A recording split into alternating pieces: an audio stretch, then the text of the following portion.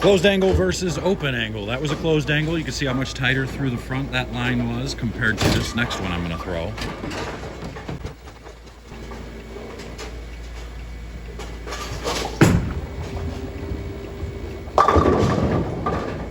So comparing those two shots, you can notice that the one that was a lot tighter through the front stored more energy and created a little bit more pop. Whereas the one that I opened the angle up, it actually read quicker. It made the ball see the lane sooner. It read the middle of the lane sooner, and it actually used up a lot more energy, which made it 4-pin. You saw it actually almost hook stopped. It used way too much energy early in the front and started to hook, and then it just continued through to the 4-pin and didn't wait till it got to the back of the pattern. So when are we supposed to use these different angles? That's the question. The tighter angle is one that I recommend using pretty much all the time. Whenever you can draw a straight line from the front to the back and it make it really, it doesn't have to be a closed angle, but it has to be much more straight. Rather than seeing a round shape all the way around the lane, I'd much rather see more of a straight line and then round in the back. We don't want the hockey stick type of look, but we do want enough angle to get through the pins, because we have to have, you know, that 5.5 to 6.5 degrees of angle going through the pins in order to have the best opportunity to strike. Now, that doesn't mean you're always going to strike with that higher angle, but it gives us the best opportunity. And the more energy the ball can store, for the most part, as long as it's not like waiting until the very back part of the lane, you're in good shape. We actually do want the ball to read in the middle of the lane, but we don't want it to read so hard in the middle to where it overhooks in 4-pins like that one did, that second one.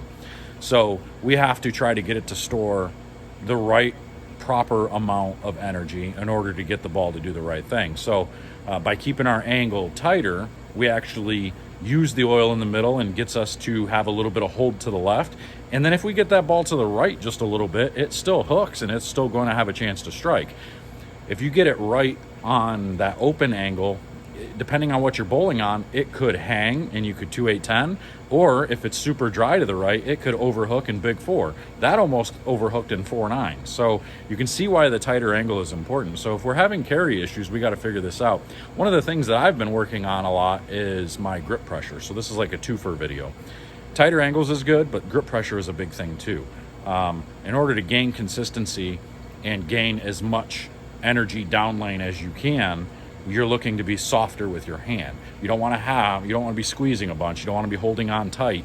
And I think that's what happens a lot of times when people have that open angle, is they end up squeezing a little bit harder, holding onto the ball a little bit harder, and trying to make it hook, which then makes it hook early and not get to the spot that they're trying to get it to, and then we're in trouble. So playing tighter angles is going to be good for creating hold and miss room to the right. So we'll have miss room left and right.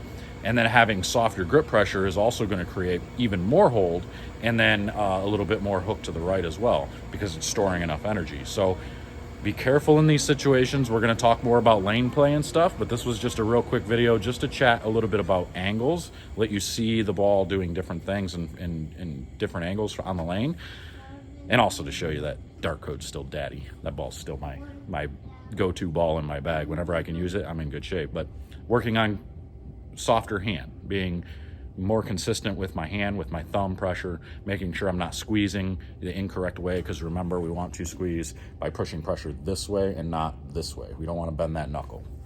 So work on those things for yourself. Just a real quick video, just so you guys could see a couple of different things. I'm working on some reviews now, so make sure to comment, like, subscribe, and until next time, I'm out of here. We'll see you guys later. Take care.